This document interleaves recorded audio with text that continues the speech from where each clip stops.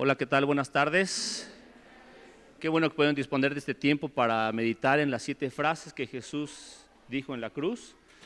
Les recomiendo que siempre tengan a la mano una libreta, una pluma y lo más importante, su Biblia física para que puedan ver y meditar en la palabra de Dios de manera directa, que el Espíritu Santo les hable a ustedes de manera directa. Podemos ver muchas películas, series, imágenes hoy en día de la crucifixión de nuestro amado Jesús, pero no hay nada mejor que leer la Biblia y que el Espíritu Santo nos dé las imágenes de lo que sucedió en esa cruz. Abre tus ojos espirituales y dispón tu corazón para que meditemos en estas 7 frases. Vamos a iniciar con la primera. La primera palabra que Jesús, la primera frase que Jesús dijo en la cruz, la vamos a encontrar, si tienes tu Biblia lista, está en Lucas 23:34, que dice lo siguiente: Jesús dijo: Padre, perdónalos porque no saben lo que hacen. Y los soldados sortearon su ropa tirando los dados. Podemos ver en este versículo, en este pasaje, el gran amor de Jesús hacia cada uno de nosotros. En estas palabras que está diciendo nuestro Maestro Jesús, está haciendo una oración de intercesión por cada uno de nosotros. Está intercediendo por la multitud que pedía que lo crucificaran y que muriera, una multitud que días antes había alabado al Señor y lo había recibido en la entrada triunfal y había extendido su ropa para recibirlo. Pero hoy, en este momento, estaban pidiendo que lo mataran, y Jesús intercede por ellos. Intercede también por ese ladrón que estaba a su lado y que se está burlando de él, diciéndole: si eres el rey, sálvate tú y sálvanos a nosotros. Está intercediendo también por los soldados romanos que ya habían causado mucho daño a su cuerpo, que lo habían lastimado, que habían lastimado su carne. Pero esa compasión, ese amor, esa misericordia también se extiende hacia todos nosotros. Él está pidiendo perdón por cada uno de nosotros. Está pidiendo perdón, que seamos perdonados de nuestros pecados a través del sacrificio de Jesús, a través de su sacrificio. Y Jesús le pide perdón, no le pide perdón al Dios Todopoderoso, no le pide perdón al Señor de los ejércitos celestiales. Le dice Padre, reconociéndose hijo de Dios. Jamás le dice que termine ese proceso, jamás le pide que lo baje de la cruz. Lo que él está pidiendo es: perdónalos porque no saben lo que hacen. Vistámonos, hermanos. Anhelo en mi corazón que ustedes se revistan de la identidad de Jesús, de la identidad de hijos muy amados que se acercan al Padre y le pueden pedir, como Él le pidió, perdón por los demás. Aprendamos a perdonar como Jesús, sin recordar lo que han hecho por nosotros. En la imagen podemos ver la cruz y a Cristo crucificado. Imagina lo que estaba viendo Jesús. Estaba viendo una multitud que estaba burlándose de él, a unos soldados que estaban burlándose de él, y aún así, todo ese mal que él había recibido, él pide perdón por ellos. Dice el pasaje: perdónalos. Jesús en esa cruz estaba cumpliendo la profecía que dice que él cargaría con nuestro pecado, que él llevaría la carga de nuestro pecado. Lo está haciendo en obediencia al Padre. Así tenemos que ser nosotros, obedientes al Padre. Nuestra obediencia al Padre y reconocer nuestra identidad como hijos de Dios, como lo hizo Jesús, nos va a abrir las puertas de la paternidad de Dios. Y Él nos va a escuchar y nos va a responder como lo hizo con Jesús. También dice el pasaje que perdónalos porque no saben lo que hacen. Nosotros muchas veces no sabemos lo que hacemos, vivimos inmersos en la ignorancia de lo que estamos haciendo, de que estamos pecando.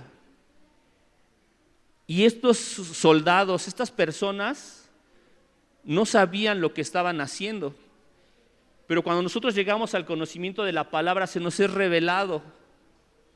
Hoy está revelado Jesús en nuestra vida a través de las Escrituras. En el Nuevo Testamento se nos revela a Jesús.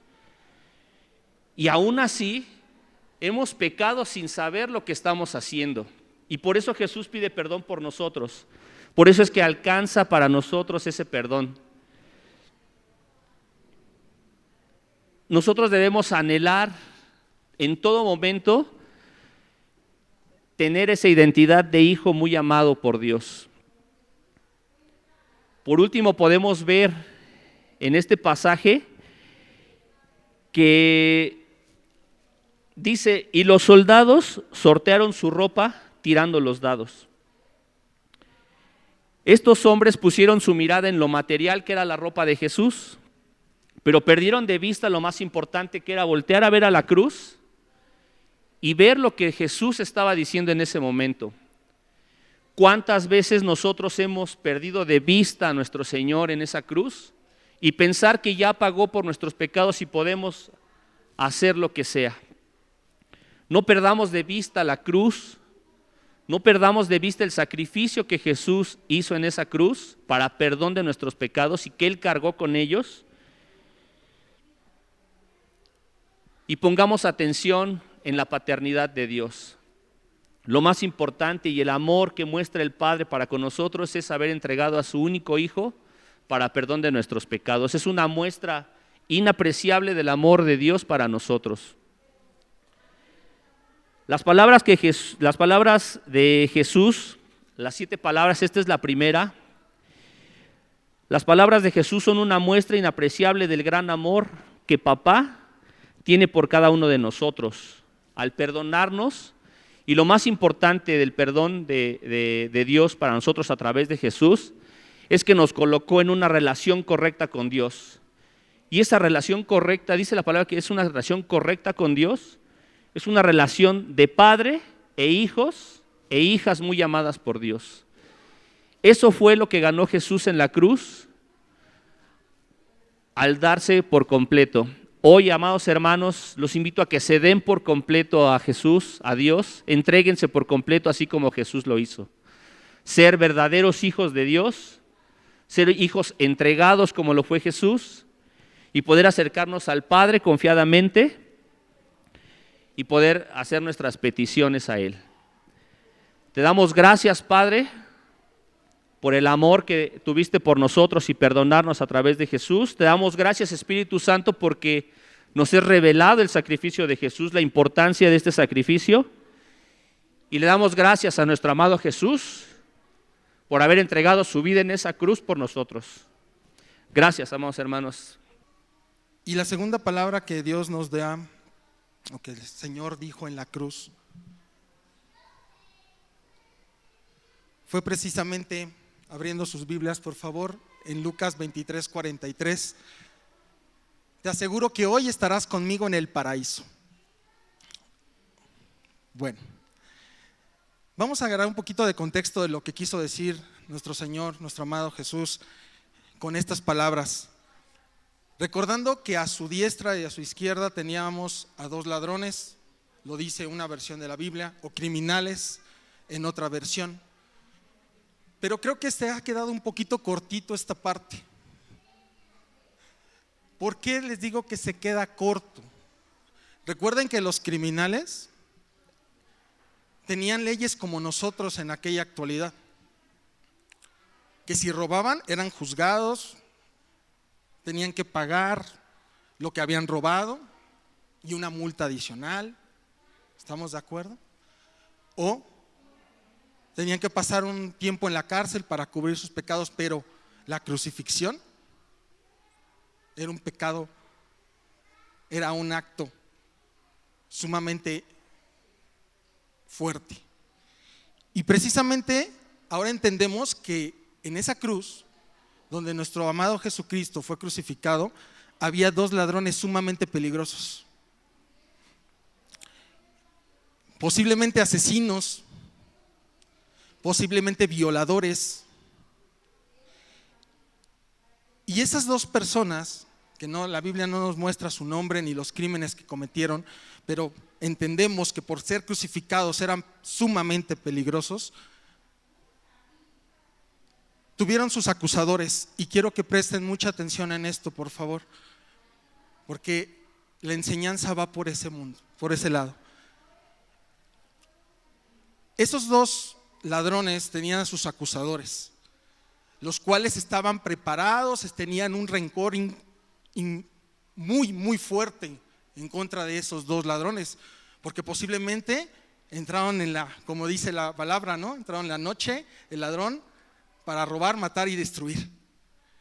Ellos tenían el demonio dentro, provocando posiblemente la muerte de un amigo, la muerte de un esposo, la muerte de una madre, de un hermano, o la violación de una esposa o de una hija. No sabemos lo que pasó, la Biblia no nos cuenta, pero sabemos que son sumamente peligrosos. Y esos acusadores tienen un rencor dentro de su corazón, los cuales buscan justicia, tienen hambre y sed de justicia. Pero nuestros malhechores, como en otra versión lo menciona, es precisamente que ellos estuvieron en la misma semana en la que Jesús hizo su entrada triunfal. ¿Están de acuerdo? Seguramente ellos ya estaban en la cárcel esperando condena, o estaban escuchando o viendo, y dentro de esa semana o dentro de esos días seguramente escucharon el estruendo de las alabanzas que a nuestro Señor Jesucristo le hicieron cuando entró a Jerusalén. Entonces, lo más seguro, estoy seguro que así fue, ellos ya estaban, y aunque no conocían a Jesús, y aunque posiblemente no lo conocían o solamente habían oído un poco hablar de él, en esa semana, en esos días, vaya que se escucharon de él. El único tema de conversación en esa semana, les puedo asegurar que fue Jesús de Nazaret. Y dentro de esas conversaciones, escuchando cada una de las maravillas que Jesús hizo, ellos escuchaban. ¿Qué hizo? Ver a los ciegos, saltar a los cojos, ¿no? Pero hasta resucitar a los muertos. Pero una realidad también es que ellos escucharon decir que perdonaba pecados.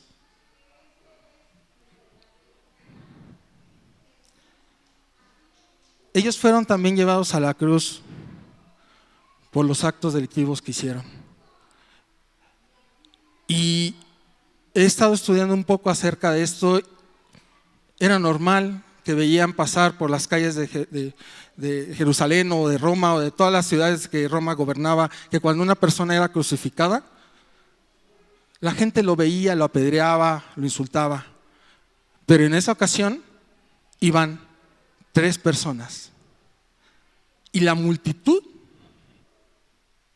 era algo que no se sabía controlar.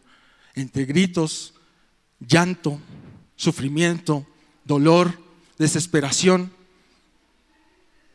Ellos iban seguramente detrás o delante de Jesús, escuchando cómo la gente clamaba por nuestro Señor. No por ellos, sino por Él. Y con esto quiero que entendamos que fueron meditando. Ellos fueron meditando. En el camino hacia su crucifixión también fueron meditando. Y al ser ya clavados y al estar en la cruz,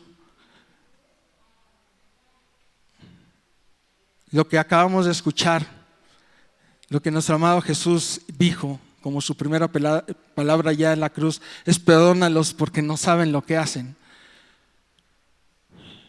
Nos pone a pensar un poco si las dos personas que estaban crucificadas a su lado tenían algún tipo de pensamiento acerca de Jesús. Y así fue. Porque uno de ellos se burla, ¿no? El contexto de la palabra nos dice que él se burla y le dice: así que tú eres el Mesías. Cuando yo escuché o estaba leyendo esto, me acordé de Éxodo, de lo que estamos leyendo ahorita. Al faraón, ¿no? Con esa altivez de yo soy Dios, yo puedo todo. Y esta persona burlándose de mi Señor en la cruz, diciéndole, ¿a poco tú eres el Mesías? Y como el faraón, ¿no? Pues demuéstralo, salvándote. Pero no solamente le pidió que se salvara, ¿verdad? ¿Qué le pidió? ¿Alguien me puede recordar qué le pidió también? Que también lo salvara, ¿no? Y que igual que el faraón, recordando Éxodo, no puedo controlar lo que la plaga que tú me enviaste. Moisés, por favor, dile y dejaré salir a tu pueblo, ¿no? No pude evitar esa frase, esos versículos, y ahora entiendo cómo dice el pastor que todo se bailando. Y efectivamente, él se burla, ve esta parte, y el otro ladrón, que también fue meditando, fue observando todo lo que estaba pasando a su alrededor, todo lo que fue escuchando acerca del maestro, reacciona y lo primero que dice, ¡hey! ¿Ni siquiera temes a Dios? Ahora que tú estás condenado a muerte, ¿ni siquiera temes a Dios? Ya no tienes esperanza y te sigues burlando a pesar de ver cada una de las maravillas y la gran misericordia que ha tenido Dios y que Él lo ha demostrado. No escuchas a la gente. Yo me quiero imaginar, como dice el pastor, métete a la palabra. No me quiero imaginar toda la gente gritando, sollozando por mi maestro. Y él, molesto, porque reconoció en Jesús, al escuchar decir, Padre, perdónalos, porque no saben lo que hacen. Él reconoció que Él era el Hijo de Dios. Y por esa razón, por ese motivo, Él, en todo su sentir, en todo lo que pensó en ese momento, no le quedó más que decir, nosotros dos sí nos merecemos estar aquí en la cruz, así como tú y yo nos mereceríamos estar en la cruz. Pero gracias al infinito amor y la misericordia que Dios ha presentado o presentó en esa cruz derramando su sangre, ahora nosotros somos perdonados. Ellos dos necesitan morir, decía él. Y al final, quiero imaginarme también esta escena. Recuerden, volvemos a la parte de los que los condenaban, a la parte a la que posiblemente juzgaron o denunciaron a esos dos malhechores. Al reconocer la paternidad de Dios y al pedirle al Padre que los perdonara, me quiero imaginar también a ese malhechor volteando a ver a sus acusadores que seguramente estaban ahí, porque díganme, sí o no quisieran estar, si alguien eso afectó a su vida, si les robó a un familiar, si hizo un daño permanente mentalmente. Tú quieres justicia, tú quieres verlo en lo más hondo de donde se pueda, y seguramente sus acusadores de esos malhechores estaban ahí presentes. Posiblemente él volteó a ver a sus acusadores y les dijo, perdónenme al reconocer esto. Reconozco que he pecado, reconozco el daño que hice y no lo puedo evitar, ya no lo puedo evitar, ya no puedo remediar. Y en un acto de amor, de compasión, de remordimiento, de arrepentimiento, volteé a ver a Jesús y comentó, te aseguro, acuérdate de mí cuando vengas en tu reino. ¿Se pueden imaginar al Señor volteando a ver a este malhechor, reconociendo su error, reconociendo su pecado, reconociéndolo a Él como hijo de Dios? Y ahí es donde Jesús muestra su paternidad hacia nosotros. Los expertos dicen que para poder estar en la cruz, bueno, los que estaban en la cruz, era una muerte por asfixio, que le costaba mucho respirar al Señor. Recordarán que Él ya había sido lacerado por la mañana y iba muy lastimado. Y así como un padre ve a su hijo con ojos de arrepentimiento porque hizo algo malo, también el Señor nos lo vio a Él y tomando fuerza, recargándose entre sus pies clavados, tomar una bocanada fuerte de aire, volteó y le dijo: te aseguro que hoy estás conmigo en el paraíso. ¿Qué habrán escuchado cuando escucharon estas palabras de parte de Jesús? ¿Qué habrán sus acusadores? ¿Qué habrá pasado por su mente? ¿Se pueden imaginar? ¿Cómo crees? ¿Cómo crees que esto va a ser posible? ¿Cómo lo vas a perdonar? ¿Cómo todavía aparte que lo perdonan le dices que vas a estar con Él en el reino de los cielos? O sea, junto con Dios, a pesar de que tú mataste a mi hijo, tú violaste a mi hijo. No sabemos lo que haya pasado. Pero lo que sí sé es que Él, por misericordia de Dios, fue perdonado. Y precisamente se quedan ellos con la otra parte, con el dolor, con esa angustia, con esa desesperación, y todavía escuchar al maestro decir que lo perdonó. ¿Dónde quedan ellos?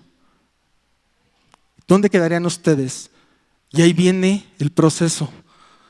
Y si escucharon hablar de Jesús, porque seguramente escucharon del Sermón del Monte, donde decía perdona, donde les decía amarás a Dios sobre todas tus cosas y amarás a tu prójimo como a ti mismo, le ha de haber sido doloroso decirles o haber tomado la iniciativa de decir cuando estén orando primero: perdone a todo aquel que contra quien guarde rencor, para que su Padre que está en el cielo también los perdone a ustedes sus pecados. Ellos también tenían pecados, desearon el mal, desearon la muerte, desearon todo lo mal hacia esa persona. Y inclusive en medio de su dolor, de su arrebato, de su angustia, necesitaban perdonar. Esto nos deja una cosa clara. El mensaje es claro: perdona. No importa el dolor. Jesús te dijo: pon la otra mejilla. ¿Cuesta trabajo? Sí. ¿Te imaginas a todas esas personas que iban caminando?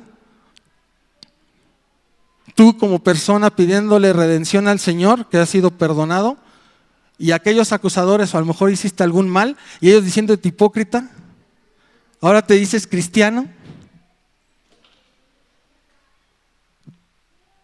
Aprende a perdonar. Aprende a doblegar tus rodillas al Señor, a sacar todo tu angustia y tu temor, dárselo a Él. Ese es el mensaje de este día, Señor. Perdona, como Dios perdonó en esa cruz. ¿Y para qué?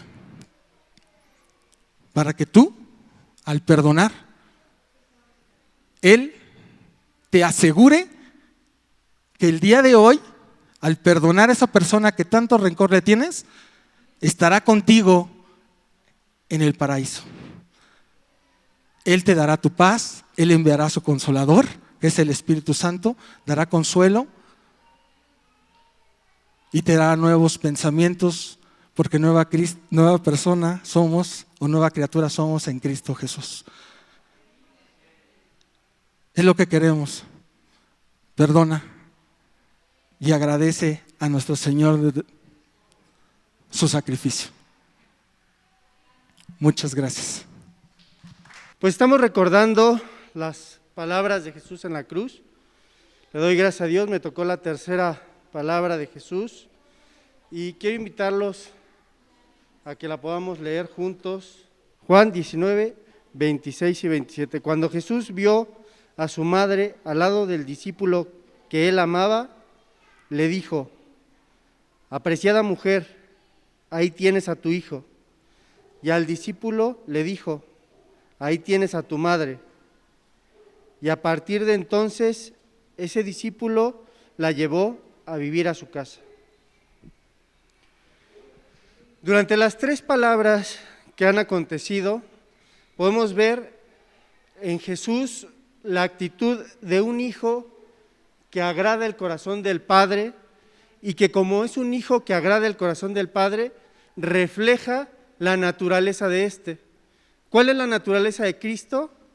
La naturaleza de Dios es una naturaleza de amor. Recordemos que Dios nos ha amado y es su Hijo amado el que está ahí en la cruz muriendo por cada uno de nosotros. En Primera de Juan capítulo 4, versículo 8, la palabra de Dios nos lo enseña y nos lo deja muy claro. E incluso Dios utilizó a una persona como José para que lo cantara y dijera que lo iba a decir gritando. ¿Ustedes saben qué dice? Eso, qué bueno que ya no escuchan a José. Dios es amor. Nos enseña que Dios es amor. Y la verdad es que no quisiera extenderme en todo lo que involucra el hecho de que Dios sea amor. Y solamente le quiero dejar un pequeño ejemplo, una pequeña perla, un pequeño regalo para poderle dar la cosquillita a usted de que busque y honde sobre el amor de Dios. Todo lo que la palabra de Dios nos habla acerca del amor de Dios. ¿Alguna vez se han puesto a pensar en la relación que tiene Juan 3:16 y Génesis capítulo 18? Vayamos todos a Génesis capítulo 18 en nuestras Biblias y vamos a ver que es cuando Dios visita a Abraham. En la parte final de ese capítulo nos habla sobre que va a destruir a 2 ciudades. Y por amor a un pequeño remanente, y digo pequeño porque si 50 eran las personas por las que por lo menos el Señor no hubiera destruido esas ciudades, quiere decir que la población de estas ciudades era mucho más grande. Aparte que el pasaje bíblico nos deja ver que eran ciudades que eran muy prósperas, por lo tanto, que tenían muchísimas personas. Entonces, en Juan 3:16 leemos que porque de tal manera Dios amó al mundo que ha dado a su Hijo unigénito para que todo aquel en el que Él cree no se pierda, mas tenga vida eterna. En algunas traducciones más modernas dice que Dios amó tanto a la gente de este mundo. Entonces tenemos que entender que Dios ama a la gente. Lo que Él aborrece y destruye es el pecado, pero Él nos ama a cada uno de nosotros. En estas primeras 3 palabras de Jesús en la cruz nos lo demuestra, el amor a la gente. En la primera nos enseñó el amor para quienes no creen en Él, como bien nos lo decía Arturo. En la segunda nos acaba de enseñar Jonathan, que Él nos enseñó el amor para quienes apenas están creyendo en Él. Pero en esta tercera nos está enseñando el amor para quienes ya creemos en Él. Y yo les tengo una pregunta. ¿Ustedes creen que Jesús no sabía que iba a resucitar al tercer día? Sí, ¿verdad? ¿Qué contestó cuando le pidieron que les diera una señal? Que solamente iban a ver la señal de Jonás. ¿Qué profetizó él? Que él iba a destruir el templo y en cuántos días lo iba a levantar. En 3. Entonces él sabía que iba a regresar en 3 días. Y aquí yo les pregunto, entonces, ¿cuál era la necesidad de encargar a su mamá? Si él iba a regresar. ¿Cuál era la necesidad de encargar a su mamá? Y yo le voy a dar 2 razones por las cuales el Señor encargó a su madre. La primera de ellas es para enseñarnos a consolar a los demás en nuestro momento de dificultad. Ya Jonathan nos narraba lo que era estar en la cruz, los golpes, todo lo que el maestro vivió y sufrió durante estas últimas 24 horas, todos los azotes, toda la sangre que había perdido, todo lo que él había caminado con la cruz a cuestas. Ustedes se pueden imaginar cómo se sentía el maestro en ese momento. En este momento, por lo menos físicamente fulminado, fatigado. Pero fue en ese momento cuando alcanzó a ver a su madre y al discípulo que más amaba. Y dejó de lado todo eso que estaba sintiendo. ¿Para qué? Para consolarlos, para preocuparse por ellos. Ustedes se pueden imaginar, madres que me escuchan, ver sufrir de esa manera a un hijo. Si hay veces cuando se cae el niño, ya sentimos que se nos va el corazón, ¿no? Ahora imagínense verlo ahí, ensangrentado, todo golpeado. ¿Cuántas veces nos enteramos de algún amigo al que queremos mucho y que le pasó algo, un accidente, a lo mejor lo atropellaron, y qué es lo que primero que queremos es ir y desquitarnos, ¿no? O a ver, vamos a encontrar quién te atropelló, vamos a encontrar a ver con quién te peleaste para ir a hacerte el paro. Entonces imagínense lo que su discípulo al que más amaba sentía al verlo ahí en la cruz. Jesús pudo ser sensible a ese sufrimiento, aun cuando él estaba pasando uno infinitamente mayor. Y fue ahí cuando se tomó ese tiempo para apaciguar a sus ovejas, para decirle: aquí está tu madre, aquí está tu hijo. Y la segunda razón es para mostrarnos que a pesar de su partida temporal, Él nos ha dejado encargados. Bien lo decía John, y ahí es donde podemos ver cómo todo está conectado. No nos pusimos de acuerdo, pero Jesucristo sabía que iba a regresar al ¿qué día? Al 3er día. Pero también sabía que en 40 días más se iba ¿a qué? A ascender. Pero ¿qué también sabe Él? Que un día regresará. No sabemos cuándo. John ya nos dio la fórmula matemática: n-1. Los días que falten, -1. Y ahora, ¿con quién nos ha dejado encargados? Con el Espíritu Santo. Dijo el maestro que no nos preocupáramos porque él se iba, pero ya había pedido al Señor que nos trajera un consolador, que es el Espíritu Santo. Entonces, quiero que veamos cómo el maestro y cómo Dios nos ha tenido tanto amor y tanta misericordia, y nos demuestra Jesús cómo debemos reflejar el amor del Padre, cómo la paternidad de Dios a través de su amor tenemos que entregarla con amor hacia las demás personas. Hoy tenemos a alguien encargado. El Espíritu Santo te está poniendo a alguien en tu mente en la que tienes ahora encargada y que las que tienes que cuidar y tienes que velar y tienes que ver por su crecimiento espiritual, pero así también saber que nosotros estamos siendo encargados con alguien más. Tener la paz de saber que hay alguien que está velando por tu crecimiento, por tu madurez, por tu cuidado. Y que ambos tenemos al Espíritu Santo para guiarnos. Entonces, esas son las dos razones por las cuales Jesús encargó a su madre. Damos gracias al Señor por eso. Amén. Cuarta palabra, Mateo 27, versículo 46.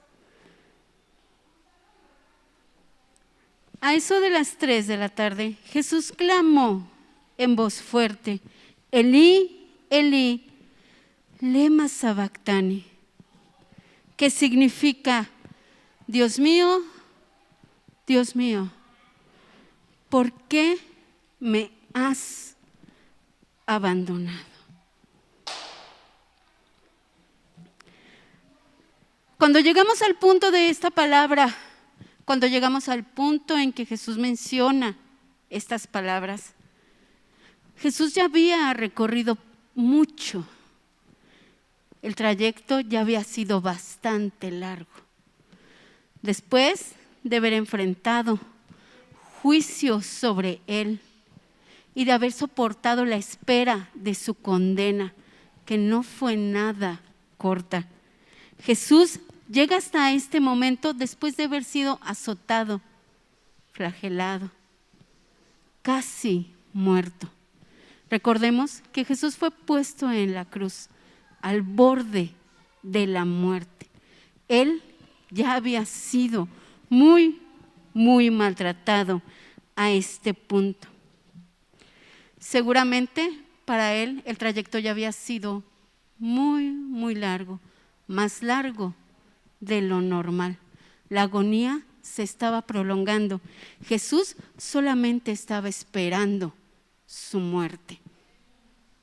Y mientras esto pasaba, me imagino la escena en el monte. Jesús colgado en el madero y todos los ojos clavados en él,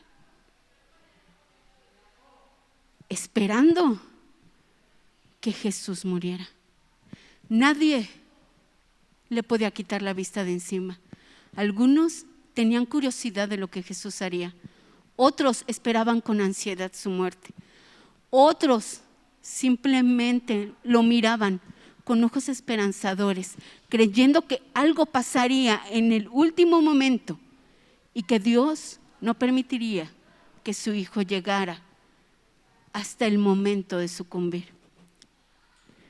Justo en esta tensa calma, mientras todos expectantes miraban a Jesús colgado en el madero, Jesús toma aire y grita: Dios mío, ¿por qué me has abandonado?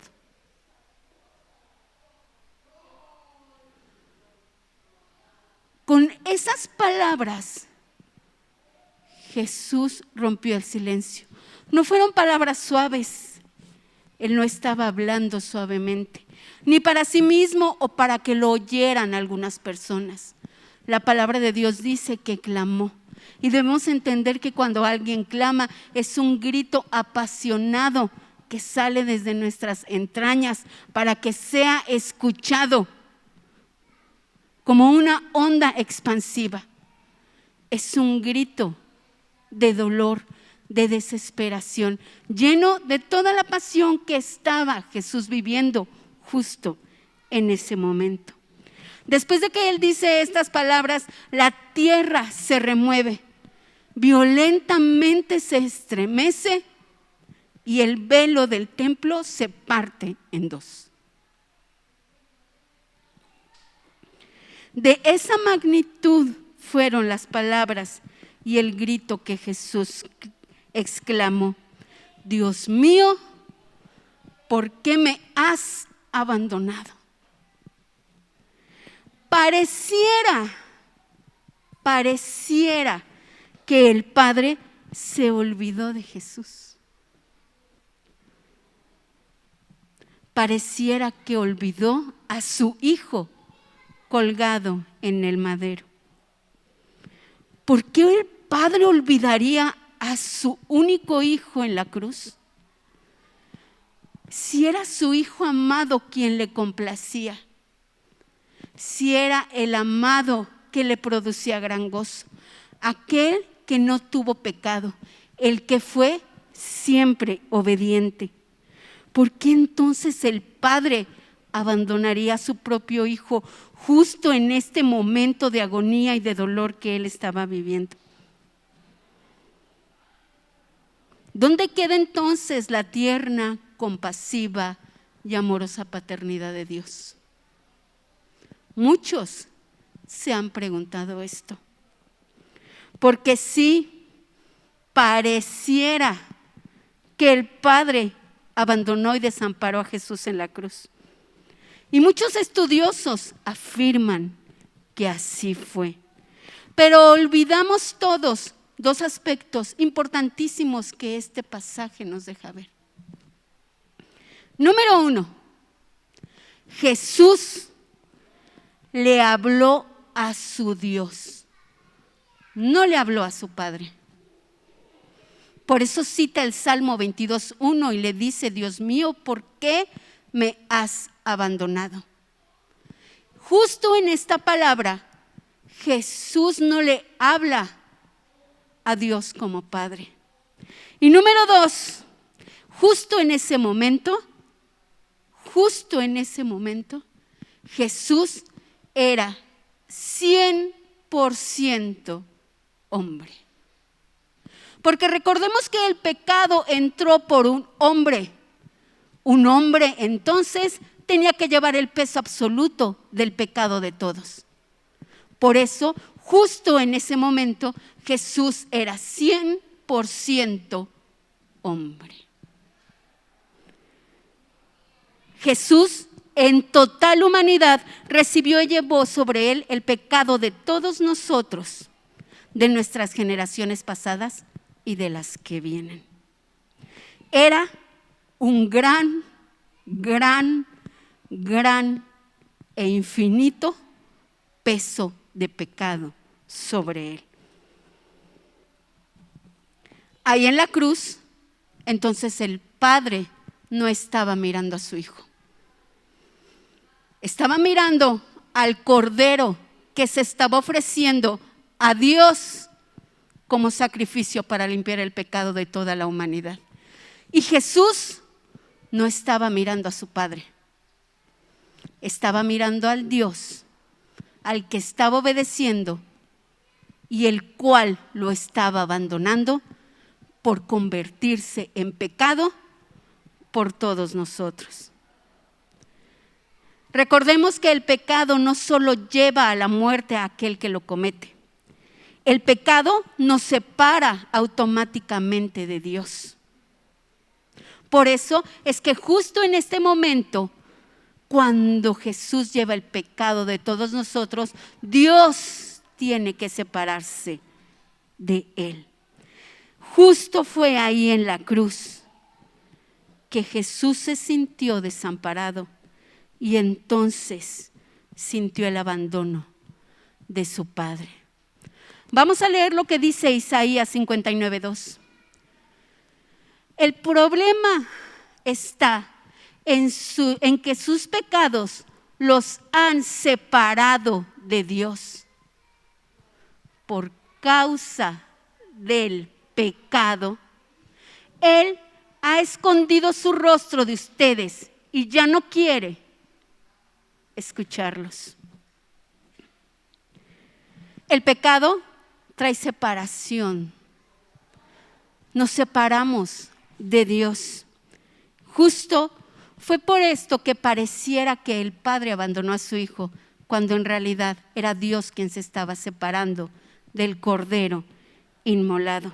Su paternidad permanecía intacta, permanecía como permanece para todos hoy. La paternidad de Dios nunca deja de ser. Podemos separarnos de nuestros propios hijos, pero nunca dejaríamos de ser su padre o su madre. Lo mismo pasa con Dios. Él, en su paternidad, nunca se separa de nosotros. Pero entonces, como Dios, tiene que voltear su rostro y se niega a escucharnos a causa del pecado persistente en nuestras vidas.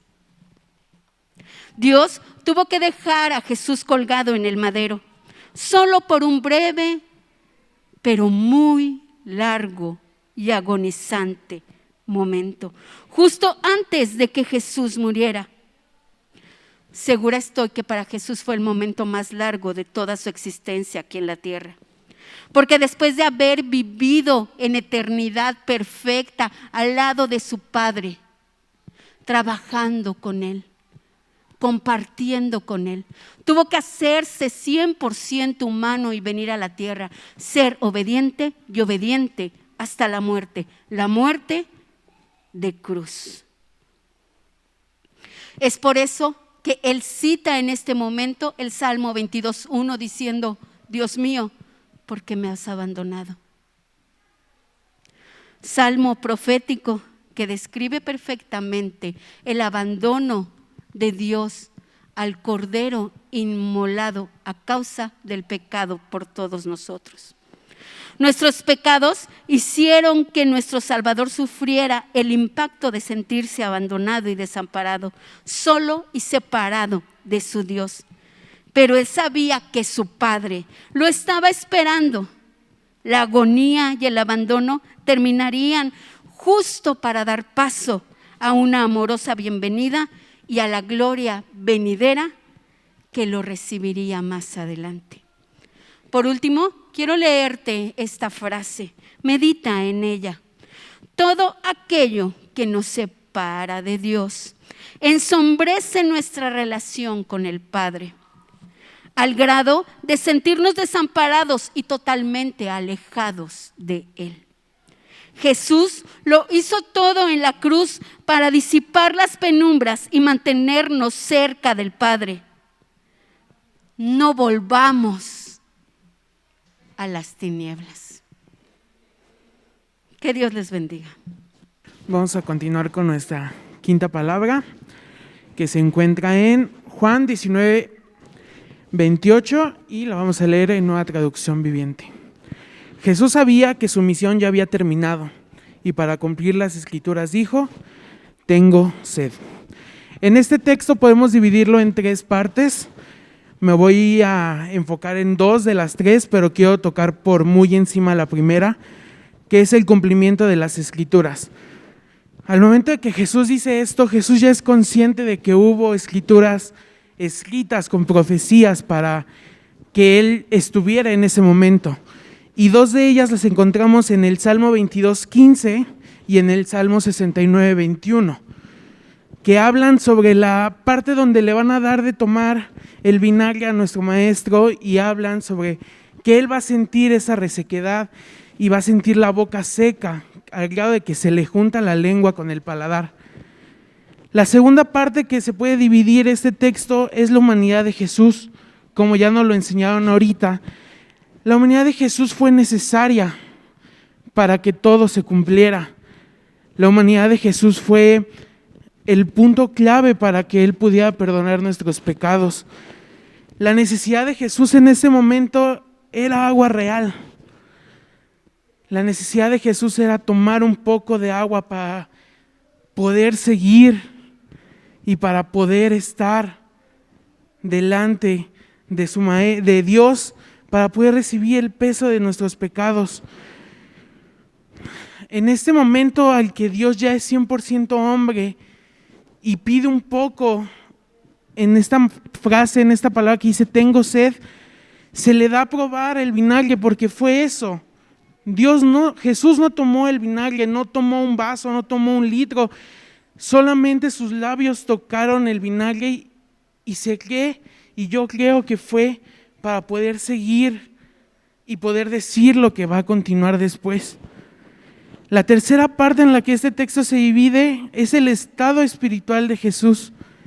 Él ya estaba en los últimos momentos de su vida, ya estaba por terminar la crucifixión. El Padre ya lo había abandonado. Pero el abandono, como nos lo dijeron, fue para cargar el peso de nuestros pecados y que todo fuera para bendición nuestra. La presencia de Dios ya no se encontraba con Jesús. La presencia de Dios ya no estaba con él. Él sentía la necesidad de su Padre. Podemos reflejar esto en tengo sed, en la manera en la que nosotros nos sentimos cuando no estamos cerca de Dios. Él tenía sed de la presencia de su Padre. La había acompañado en todo momento. La acompañó desde la creación y lo acompañó hasta su crucifixión. Pero, ¿qué puede pasar con nosotros cuando necesitamos de esa sed de la presencia de Dios? La presencia de Dios es la relación que tenemos como hijos con nuestro Padre. La presencia de Dios es el mayor regalo que nos pudo dejar Jesús al morir por nosotros, y es una relación hijo y padre con Dios. Sin duda alguna, ese regalo nos lleva a todo. Si uno no tiene presencia y no tiene relación con Dios, no hay nada más que eso. No puedes esperar bendiciones, no puedes esperar guía, no puedes esperar consejo de parte de Dios si no hay una presencia que te acompañe y si no hay una relación como padre con Él. Recordemos lo que Jesús dijo en Juan 4, 3 y 14, que dice: todo el que beba de esta agua volverá a tener sed, pero el que beba del agua que yo le daré no tendrá sed jamás. Esa agua es el regalo y es la presencia de Dios con nosotros. No podemos vivir sin ella. No podemos vivir sin una relación. Muchas veces queremos comparar la relación que tenemos con nuestros padres terrenales a la relación que tenemos con nuestro Padre Dios. Pero en el momento en el que tú haces eso, nunca vas a encontrar una buena relación con Dios.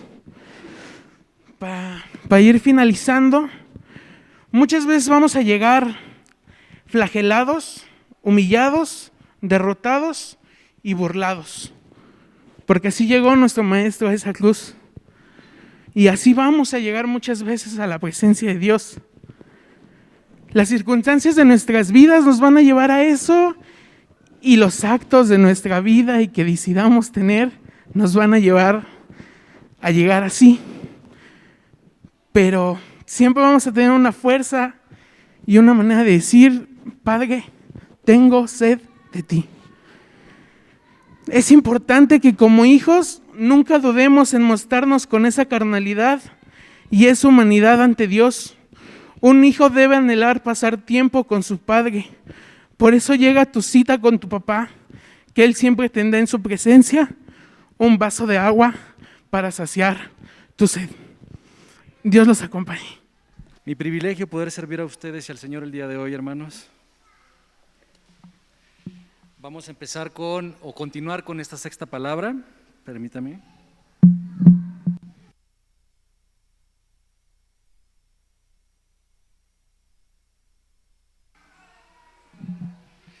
Bien, la sexta palabra de Cristo la leemos en Juan capítulo 19, versículo 30. Nueva traducción viviente en esta ocasión, dice: después de probar el vino, Jesús dijo: todo está cumplido. Entonces inclinó la cabeza y entregó su espíritu. Todo está cumplido. En griego la palabra tetelestai es la que nos da el significado, lo que nos da más acerca de esta palabra, de esta frase. Está cumplido, consumado está. Ya se hizo, ya se completó, ya se terminó.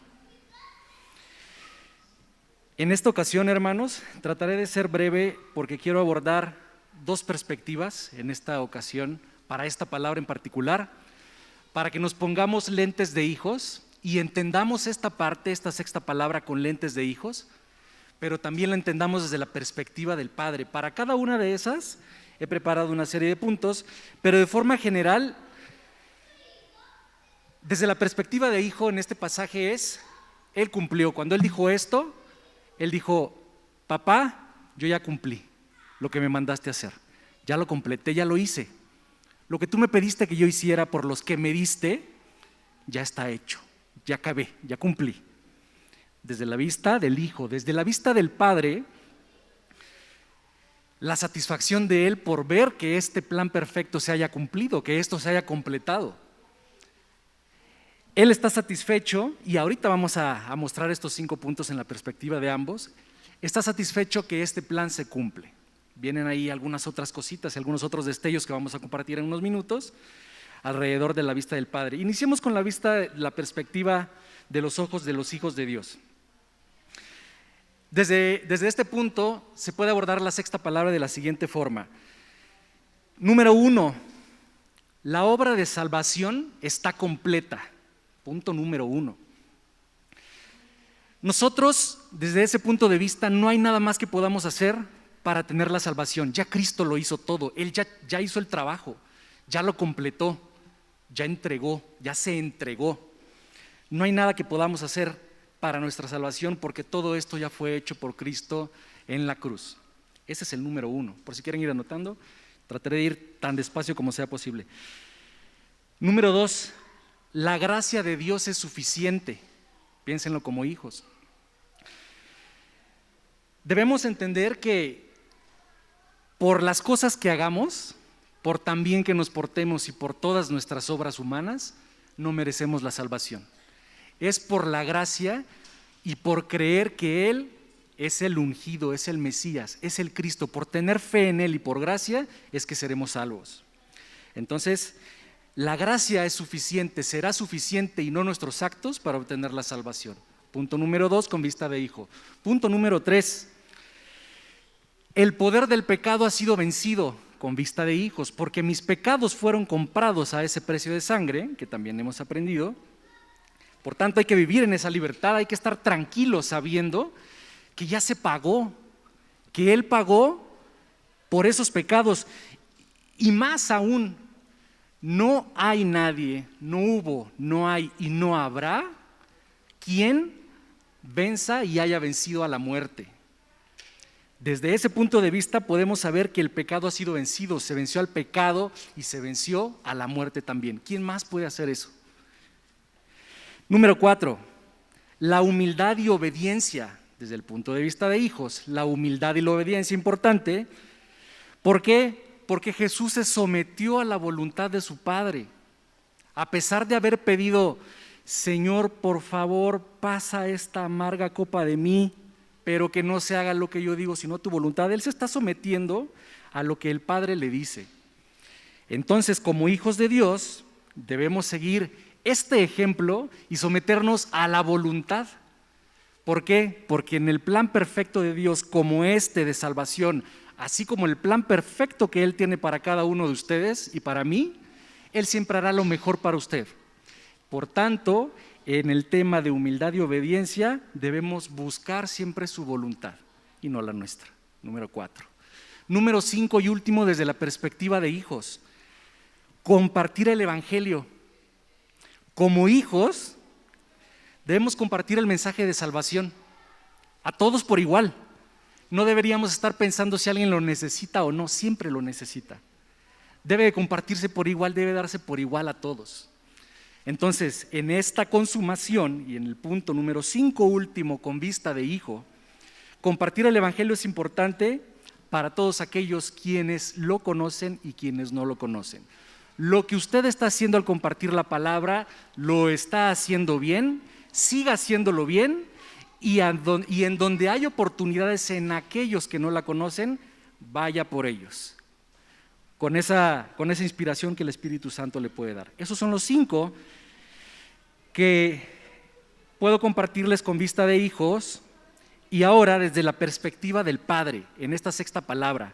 Número 1, la justicia de Dios ha sido satisfecha, es decir, se cumplió de nuevo, se satisfizo esta necesidad en la justicia de Dios, porque ya había un plan de salvación desde el principio, estaba profetizados. Los profetas hablaron de Cristo, la palabra está centrada en Cristo, Cristo es la palabra. Entonces este plan de salvación viene desde mucho antes, no fue algo que se le ocurriera a nuestro Señor, a nuestro Padre de último momento decir, bueno, voy a poner y voy a dar a mi hijo para salvarlos porque ya todo está muy mal y hay perdición. No, todo es parte de una estructura, de un plan perfecto de salvación para los que Él ha elegido como su pueblo, que de nuevo, por fe y por gracia, serán salvos. Número 1, la justicia de Dios que ha sido satisfecha. Número 2, desde el punto de vista del Padre, el amor de Dios. Este fue un acto de amor para salvarnos, para rescatar a su pueblo de cualquier situación y problema o circunstancia en el que se encontrara. Entonces, el amor de Él nos salvó por medio de este plan. Déjeme hacer rápidamente un ejercicio. Piense usted en el amor como una persona. Vamos a pensar en el amor como una persona, no un amor conyugal. Piense en cualquier tipo de amor que a usted se le ocurra. El amor por sus hijos, el amor por alguien especial, alguien allegado, y pensemos al amor como una persona. ¿Cómo lo podríamos definir a esa persona? A esa persona se va a llamar amor, eso téngalo claro. ¿Esta persona, el amor, le va a mentir? No. El amor, si usted le dice, oye, quiero ir a un lugar, pero pues como que ando nerviosón, temeroso, acompáñame, ¿no? ¿El amor le va a decir que no? ¿El amor lo va a dejar de atender y darle amor a usted para reemplazarlo por otra persona? No, es un amor fiel, ¿no? El amor cuando usted se enferme y que le duela la cabeza, le dé gripe y usted tenga necesidad de una tacita de té, ¿el amor se la va a acercar para que usted se la tome? Seguramente ya varios me están viendo porque saben hacia dónde voy con esto. Estas cualidades de esta persona que estamos pensando como amor, no conyugal, amor de hijo, amor de cuidado, amor de compañía, amor de fidelidad, este amor, esta persona que se llama amor tiene estas cualidades. ¿Ya se dio cuenta usted que Dios tiene todas estas cualidades del amor? Y eso nos hace entender lo que significa Dios es amor. Eso significa que Dios es amor. Si hablamos del amor como una persona, es Dios, porque tiene estas cualidades rápidas que se me acaban de ocurrir como ejemplos, pero que abordan muchísimo más. Entonces, el plan de salvación dentro de esa persona que es el amor, que es Dios, cubrió esto y estaba planificado para cubrir todas estas cosas y todas esas necesidades que ustedes y yo tenemos por el amor. ¿Amén? Bien, ese es el número 2. Número 3, la gloria de Dios es manifestada por medio de haberse entregado, de que se cumplió, se manifiesta la gloria de Dios. Todo fue hecho para la gloria del Padre, así como hemos leído recientemente en donde Dios ya sabía que el faraón se iba a endurecer y le dice, ya sé que te va a decir que no, vas a hacer esto o le vas a decir esto, ya sé que se va a poner duro, pero le vas a decir esto, y todo porque quiero que mi pueblo y el pueblo de Egipto conozca quién es Dios el Señor, y conozca sus obras y conozca su poder, y esto quede para la posteridad y le cuentes a los niños y le cuentes a tus hijos y a las próximas generaciones quién es el Señor Dios Todopoderoso. ¿Ok? Para la gloria del Padre todo fue hecho, este sacrificio fue hecho para la gloria del Padre, demostró su poder y su plan perfecto a través de ello. Entonces, manifestó su gloria también a través del sacrificio de Cristo Jesús en la cruz. Ese es el número 3, la gloria de Dios es manifestada. Número 4, desde el punto de vista del Padre, el sacrificio de Cristo es aceptado. Papá lo puso, lo entregó y Él lo acepta. El sacrificio es aceptado y fue suficiente, es decir, el aceptarlo significa que yo digo que es suficiente, o sea, más bien Dios dice es suficiente como Padre para expiar de una vez y para siempre todos los pecados. Es un sacrificio único. De ahí vendrán otras enseñanzas que usted conoce o conocerá, en donde sabrá que a partir de ese momento, pues bueno, los sacrificios y todo lo demás que habitualmente se hacía en el templo dejará de tener lugar. ¿Se obtiene la posibilidad de ser salvos? Pues sí. si nosotros creemos y aceptamos ese sacrificio. Si usted no cree que ese sacrificio es suficiente para salvarle, y no piense salvarle de que tenga una necesidad material o de que le falta una casa o de que le falta un carro, salvo en su alma, en su espíritu para la eternidad. A ese tipo de salvación se refiere. Entonces créalo, también le debemos aceptar. Ese fue el número 4. Y número 5, por último, no menos importante, la promesa de vida eterna desde el punto de vista del Padre. Él cumplió la promesa de salvarnos. No lo dijo algún día que se le ocurrió y después se le olvidó. Al amor no se le olvida. El amor es justo y cumple, ¿no? Entonces, en su promesa, en ese tiempo, como ya estaba planeado, lo cumplió, la promesa de salvarnos, y la cumplió a través de Cristo Jesús, como el Hijo amado, como el Hijo enviado, así como Él, Cristo Jesús también es un Hijo muy amado, pero también Jehová Dios es un Padre muy amado por todos y cada uno de nosotros. Muestra a través de esto, en este punto 5, o para cerrar el punto 5, la promesa de vida eterna, que Él es fiel a sus promesas. Si Él dijo que lo iba a hacer, lo hizo. Si Él dijo que lo va a hacer mañana, lo hará. Será fiel. Hemos aprendido también, a veces será en un instante, de pronto, un de repente, pero a veces tendremos que esperar porque será parte de un proceso y de promesas aún por cumplirse. En conclusión, la culminación de esto, de haber entregado su espíritu, de que todo está cumplido, de que está pagado incluso por adelantado por aquellos que no han nacido todavía, esto implica que culminó con los sacrificios del templo del Antiguo Testamento, como dijimos. Implica varias cosas esto. Uno de ellos es esto: pagó la deuda por los demás, de estos que ya murieron creyendo en Él, y aquellos que creemos y los que vendrán, que también serán salvos por creer en su nombre y por gracia. Nos hizo libres, desde luego, plan de salvación para liberarnos. Y esto fue también, este momento fue el fin de una era, el fin de la era del periodo de la ley, de los sacrificios en el templo, entre muchas otras cosas que implica, pero también es el inicio de la era de la gracia. Ahí empieza el periodo de gracia. Esto al final, la gracia y la fe, como lo hemos dicho, fue lo que me salva a mí y lo que le salva a usted. Por tanto, en conclusión, hermanos, todas estas cosas es para vivir en gratitud con papá. Vivamos en gratitud. Apreciemos estas cosas que han pasado. Por fe y por gracia somos salvos.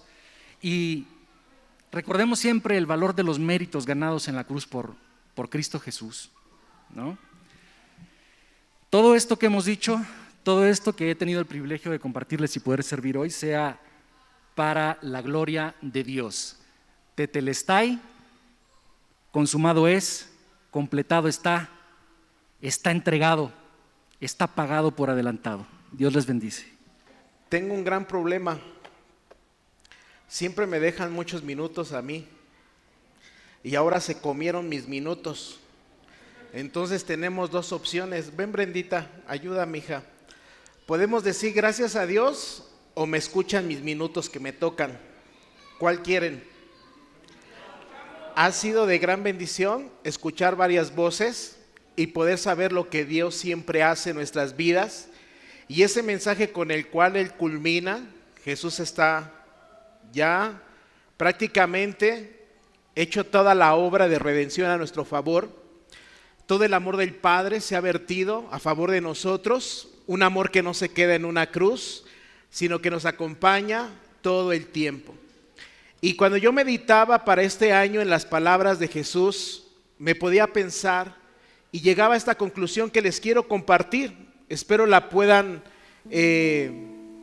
no solamente escuchármela, sino que a lo mejor pueda ser también de su parecer. Y yo veía que un buen título para estas palabras en este año son 7 latidos del corazón de un verdadero hijo de Dios. Porque lo que hemos oído, Jesús está guardando sus últimas fuerzas, sus últimos recursos, los está guardando para soltar un mensaje de lo que Él predicó junto al mar de Galilea, predicó en el templo, seguramente en alguna reunión pequeña ahí en Betsaida, en la casa de sus grandes amigos, Marta, María, Lázaro, ahí en las escalinatas del templo. Es maravilloso saber que hay una gran posibilidad que en las escalinatas del templo lo que hacía el maestro era algo muy similar a lo que usted me está viendo esta tarde.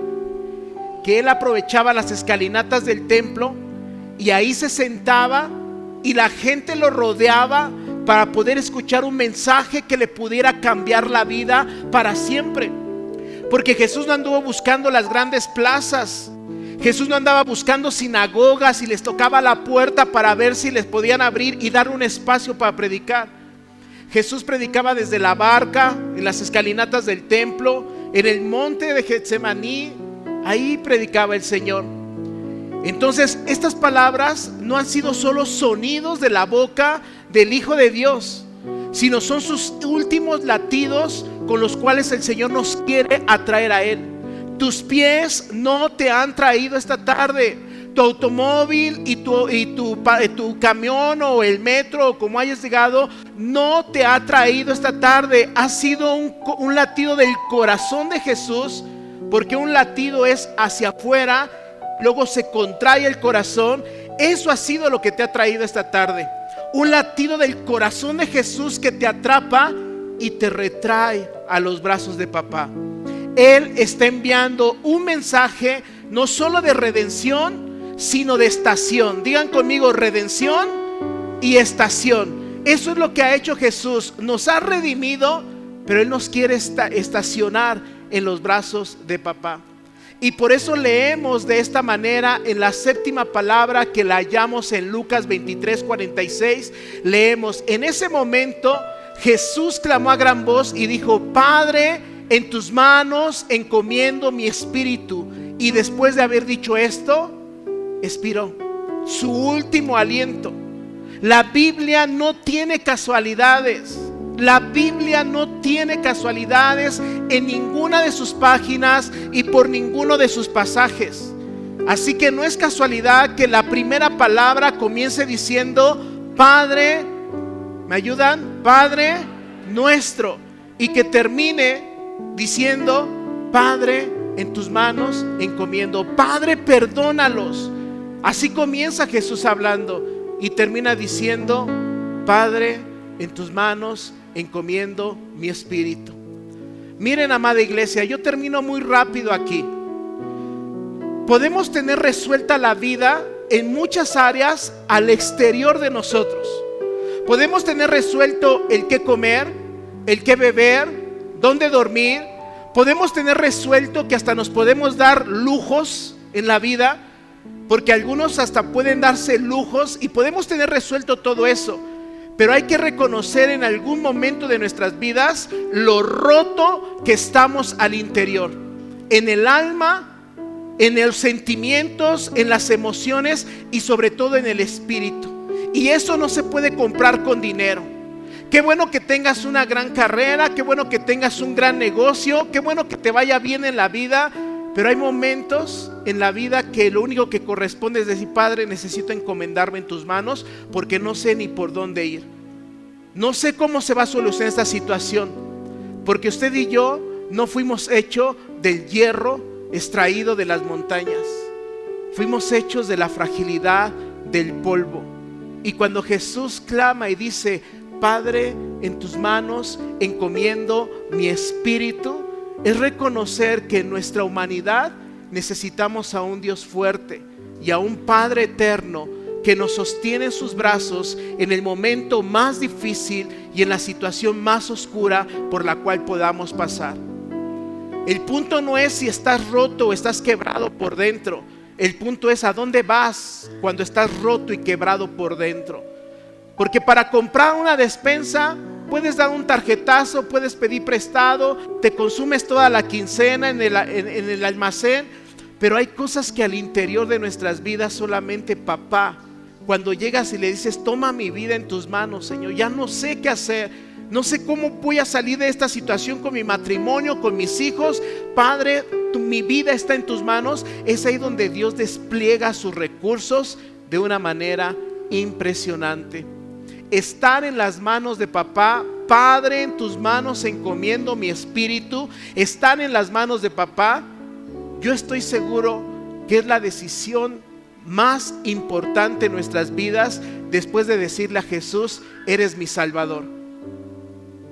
Yo no sé si usted está de acuerdo, pero yo le tengo aquí para concluir algunos puntos de lo conveniente que es estar en las manos del Padre. Número 1, nos da nuestro lugar de procedencia. Sabemos de dónde hemos venido. ¿Sabe por qué mucha gente anda por la vida como gallina sin cabeza? De aquí para allá y lo atrapan modas y lo atrapan ideologías porque no saben de dónde vienen. Entonces tienen la gran necesidad de sentirse pertenecientes a alguien, a algo.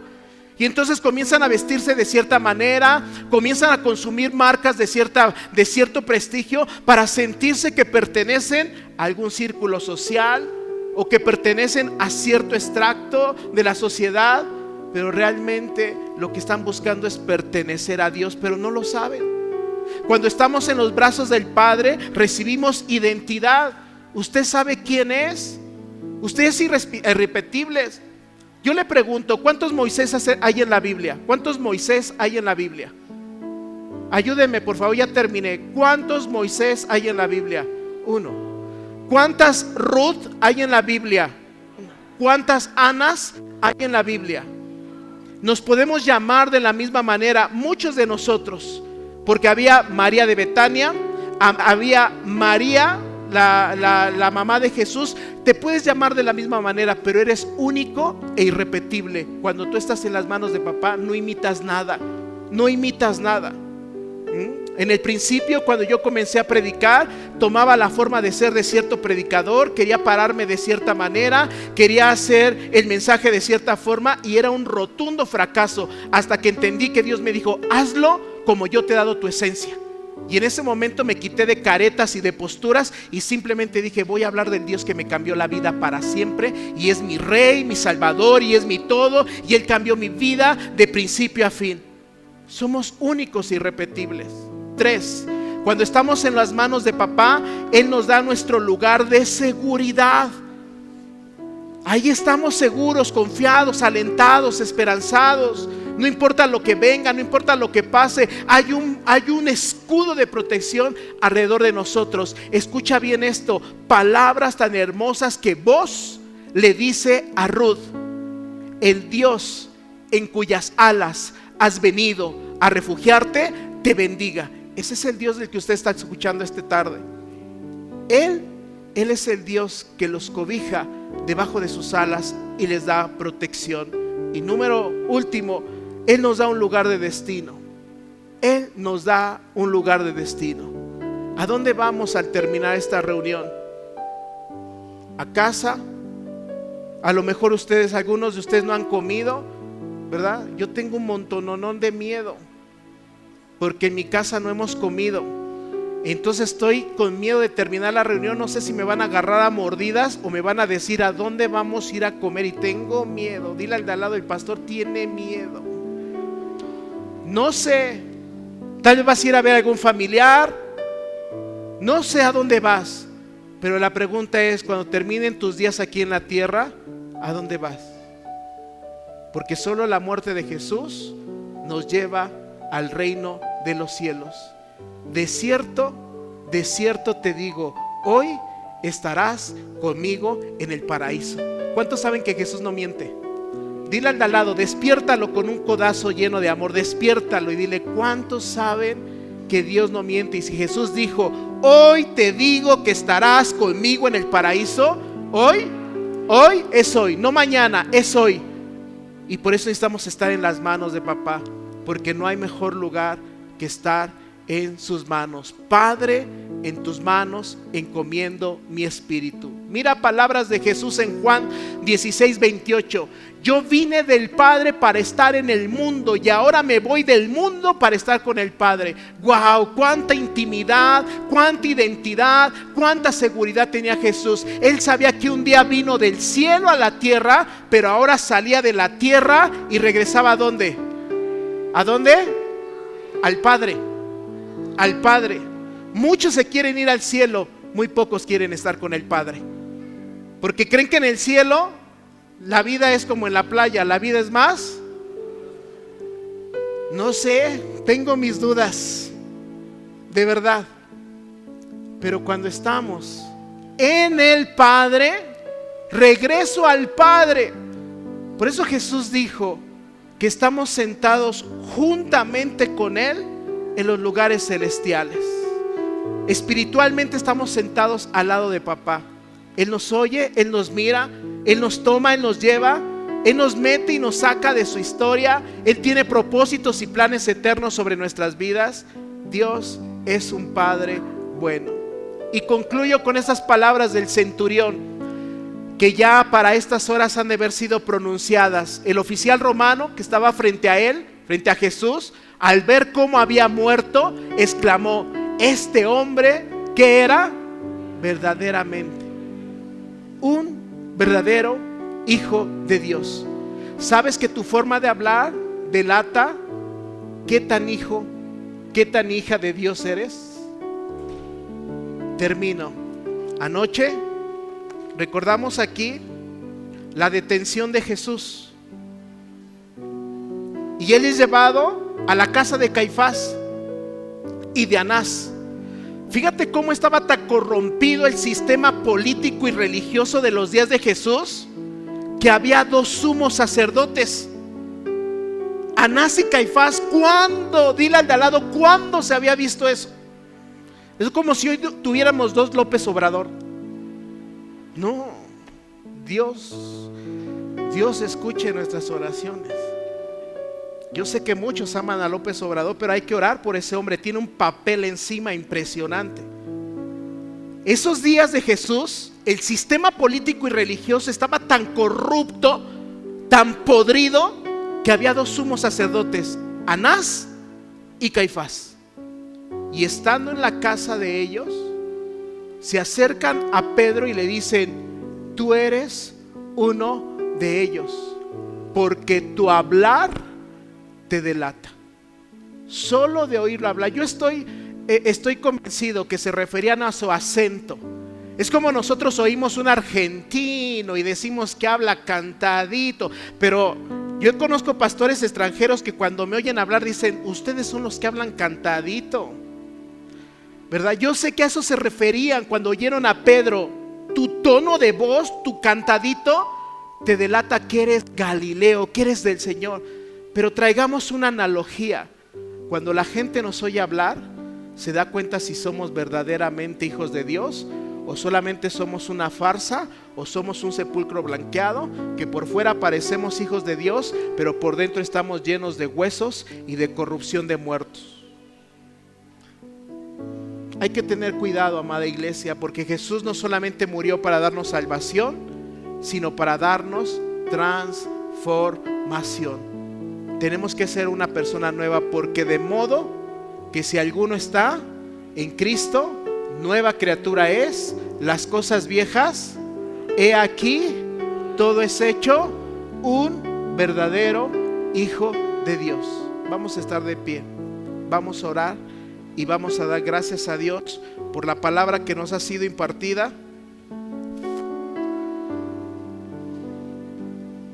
Cierra tus ojos y vamos a orar. Señor Jesús, gracias por darnos esta oportunidad de meditar en este tiempo, en esta palabra, en estos mensajes del latido de tu corazón que se extienden hacia afuera como cuando un corazón bombea y luego se retrae ese mismo corazón, y así lo entendemos. Tus mensajes, estas breves palabras son poderosas porque se extienden para tomarnos y se retraen para mantenernos cerca de Dios. Padre, en tus manos encomendamos nuestra mente, nuestros oídos, nuestra boca, nuestras manos, nuestro andar. Señor, en tus manos ponemos la vida de nuestro cónyuge, de mi esposa, de mi esposo. En tus manos pongo la vida de mis hijos, pongo la vida de mis padres, de mis suegros, de mis cuñadas, cuñados. Papá, en tus manos pongo la vida de mis nietos, de mis sobrinos, de mis amigos, de la gente que más amo. Padre, trae a todos a tus caminos.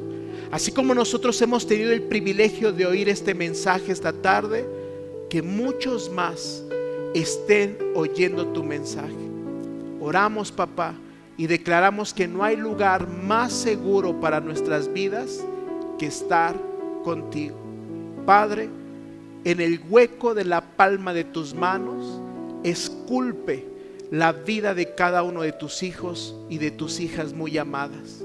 Que cuando venga el viento, la tormenta, la adversidad, tú cierres tu preciosa y poderosa mano y cada uno de ellos se sienta ahí resguardados. Que puedan saber que cuando pase el viento, la tormenta, la tempestad, la problemática, tú abrirás tu mano, Señor, para mostrarles que ahí pertenecen. Que no se salgan de tus manos, Señor. Que aprendan a estar ahí. Gracias por recordarnos estos mensajes, porque nos quedamos con ellos no en la cabeza, sino en el corazón y en el espíritu de cada uno de nosotros. Señor Jesús, tú eres nuestro Salvador. Reconocemos nuestra maldad, nuestros pecados. Gracias porque tú haces posible que al exterior de nuestras vidas esté resuelto el qué comer, el qué beber, el qué vestir, el dónde dormir y tantos privilegios más que nos das. Pero te necesitamos en el interior. Restaura nuestras tristezas, restaura nuestra sed cuando llegamos quebrados, rotos, desamparados, cuando llegamos más que con ganas de orar, con ganas de llorar. Señor, amado Jesús, tú moriste en la cruz para salvarnos, para redimirnos. Nadie más lo hizo. Pero ahora, Señor, como nuestro Salvador, transforma nuestras vidas para siempre. Te lo pedimos, Rey. Amén y amén. ¿Le puedes dar unas palmas al Rey Jesús? Amén.